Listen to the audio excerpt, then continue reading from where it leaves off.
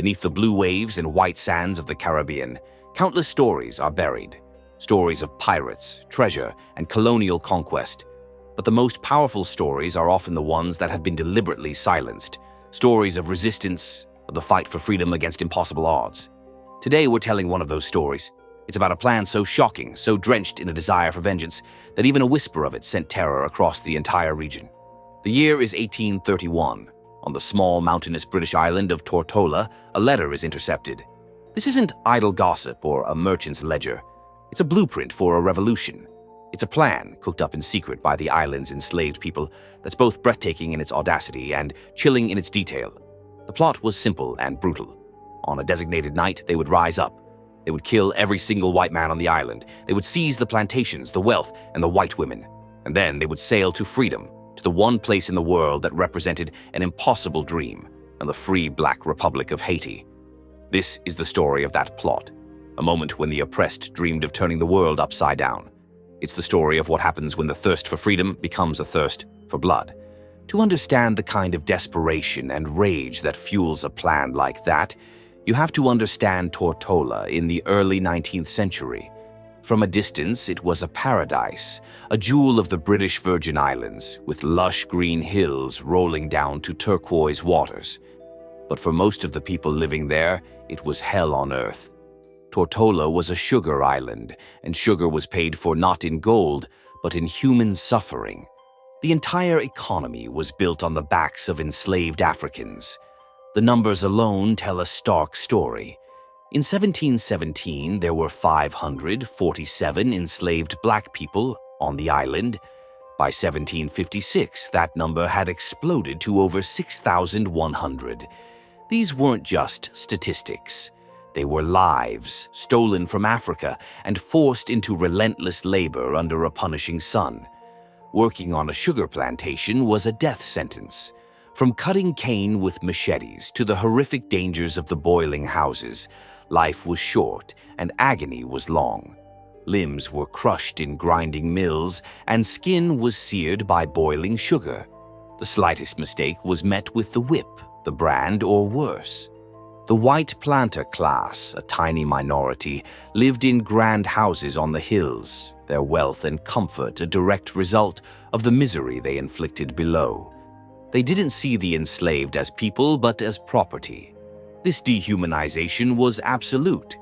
In fact, one of the most notorious events in British colonial history happened right here on Tortola, and it speaks volumes about the island's particular brand of cruelty.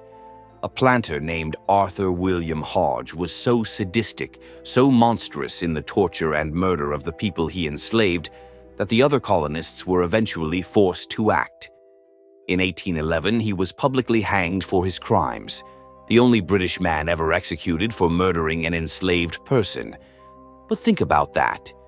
It took dozens of murders for any action to be taken, and his execution was seen as a shocking anomaly. That tells you everything you need to know about the daily, accepted violence of the system. By the 1820s, things on Tortola were getting even more volatile. The British had abolished the international slave trade in 1807. This didn't free anyone already in bondage, but it did mean Royal Navy warships were now patrolling the Atlantic, intercepting illegal slave ships. And where did they deposit these newly freed Africans?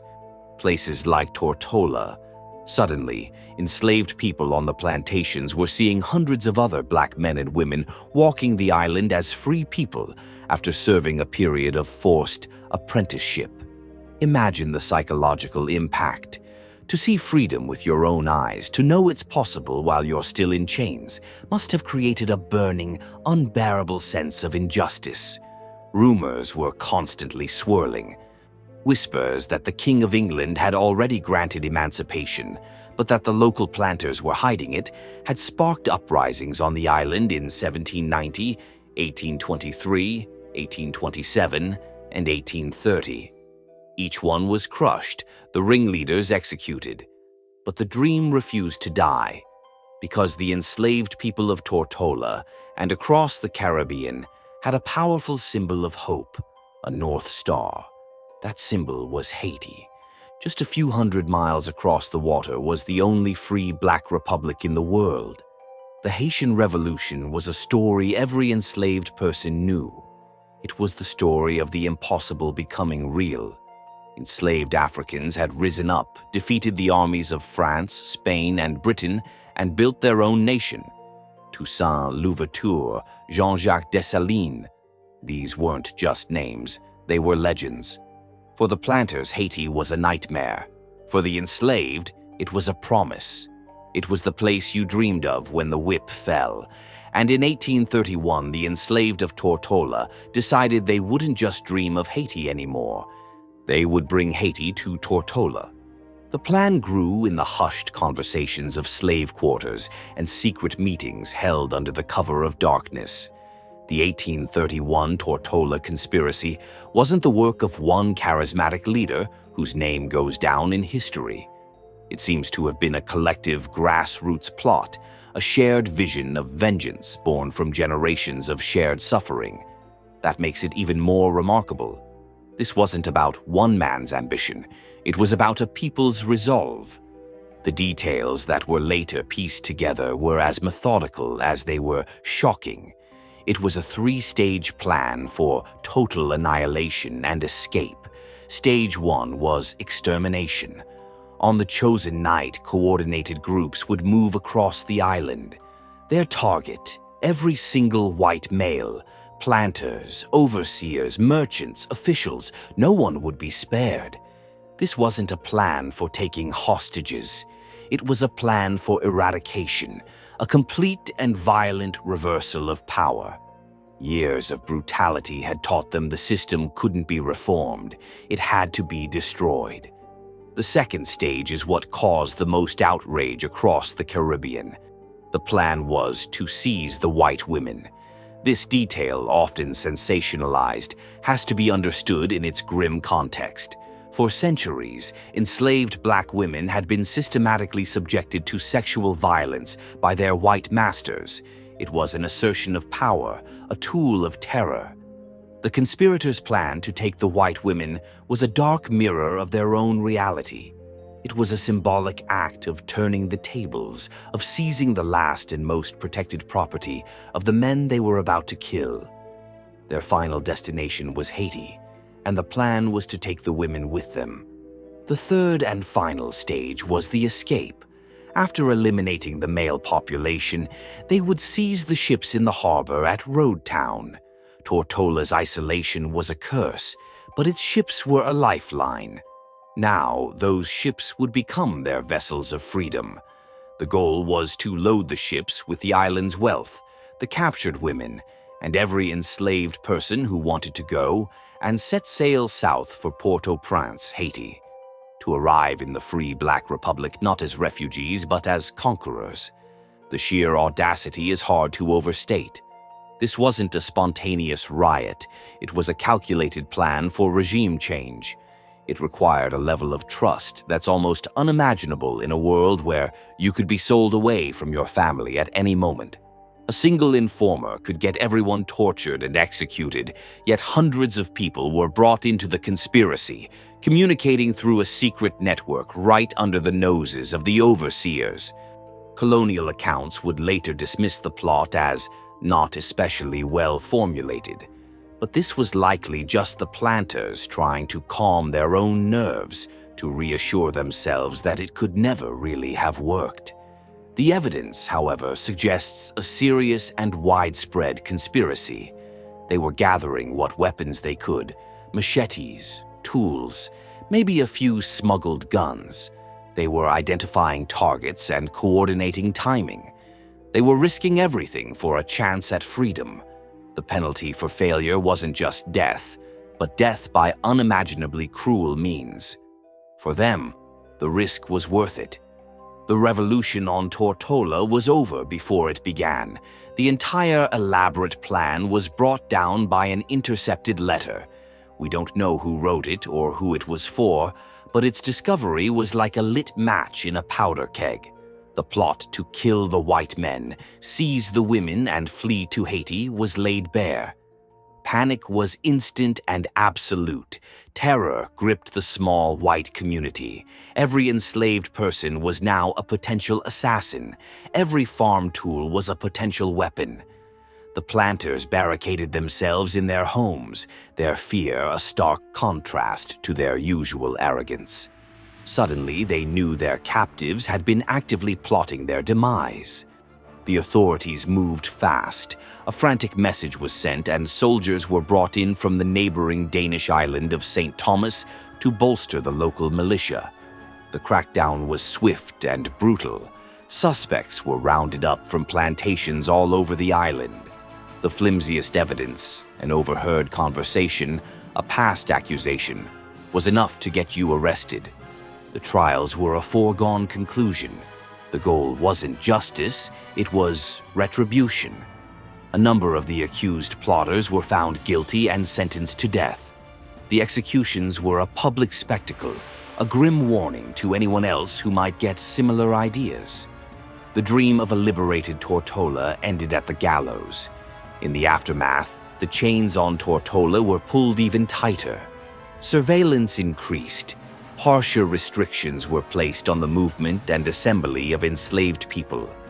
The planters had survived, but they would never feel truly safe again. The 1831 conspiracy had failed, but it had succeeded in shattering the illusion of the docile slave. It exposed the rage seething just beneath the surface. And that spirit of resistance didn't die. Just 3 years later, in 1834, the British Empire enacted the Slavery Abolition Act. But it wasn't a clean break. It came with a mandatory apprenticeship period, forcing the newly freed to keep working for their former masters for several more years. For the people of Tortola, it was a bitter pill. They had been handed a watered-down version of the freedom they were willing to die for. The decades that followed weren't much better. The sugar industry was already in decline. For the freed black population, freedom didn't bring prosperity. It brought new forms of oppression, high taxes, discriminatory laws, and a government that still held them in contempt. The fundamental conflict remained. Then, in 1853, the powder keg that had been refilling for 2 decades finally exploded. The trigger this time wasn't a grand revolutionary plot, but a new head tax on cattle. This tax was a direct attack on the livelihood of the rural black community. In a move of staggering insensitivity, the government announced the tax would go into effect on August 1st, the anniversary of Emancipation Day. It was the final insult. On that day, a large crowd marched on the Capitol, Road Town, to protest. The authorities responded with force, read the Riot Act, and arrested the leaders. And Tortola erupted. This wasn't a secret plot. This was open rebellion. The rage that had been suppressed since 1831 was finally unleashed. Mobs rampaged through Road Town, burning it to the ground. They then spread out across the island, setting fire to the hated symbols of their oppression: the plantation houses, the cane fields, the sugar mills. The revolt of 1853 was the fiery, violent fulfillment of the 1831 dream. This time, the white population fled in terror, escaping by boat to nearby islands. When the smoke cleared, the island's president, a customs official, a missionary, and a doctor were virtually the only white people left. The military was eventually brought in to suppress the riots, and the ringleaders were once again executed. But it was too late. The plantation economy was shattered. The great houses were ashes. The planters, their power broken and their estates ruined, did not come back. The 1853 uprising had succeeded where the 1831 plot had failed. It had permanently broken the back of the white plantocracy. In the years that followed, the island transformed. Land values plummeted, allowing the formerly enslaved and their descendants to buy the very estates that had once been their prisons. Tortola went from a brutal plantation economy to a society of independent black farmers. The white population had all but vanished.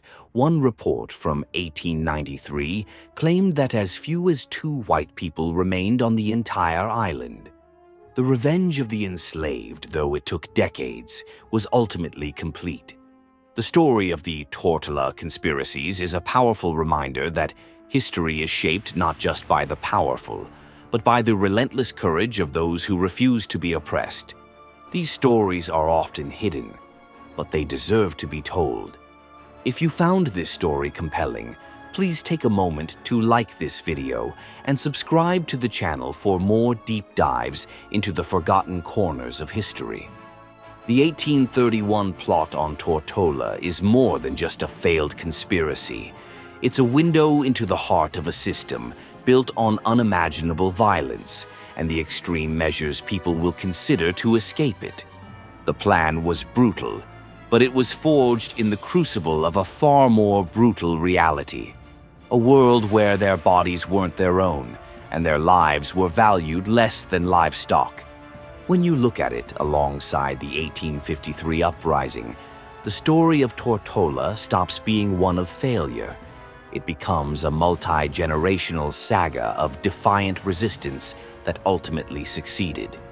It shows that the fight for freedom is a long, hard process, marked by setbacks and tragedy, but fueled by an unquenchable human spirit.